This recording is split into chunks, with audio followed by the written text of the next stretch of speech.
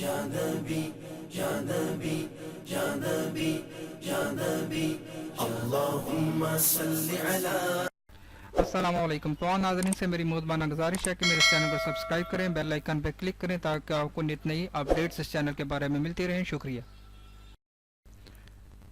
جی ناظرین، آج کی ویڈیو ہماری کرونا وائرس کے متعلق ہے۔ کرونا وائرس اور اس سے حفاظت کا طریقہ کار جو کہ آج کل ڈاکٹر حضرات بتا رہے ہیں، یہی طریقہ کار ہمارے دین اسلام نے آج سے کئی سو سال پہلے ہمیں بتا دیا ہے۔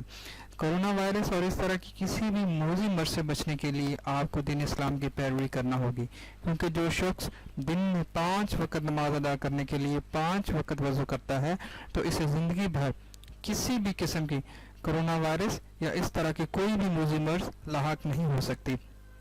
جو احتیاطی تدابیر آج کل کے ڈاکٹر بتا رہے ہیں وہ آج سے کئی سو سال پہلے، جس طرح سے میں نے پہلے عرض کیا کہ وہ آج سے کئی سو سال پہلے ہمارے پیارے نبی حضرت محمد صلی اللہ علیہ وسلم نے دین اسلام کی صورت میں ہمیں بتا دیا اور نماز کا تحفہ دیا، جو کہ بہت سی موذی امراض سے بچاؤ کے لیے فائدہ مند ہے۔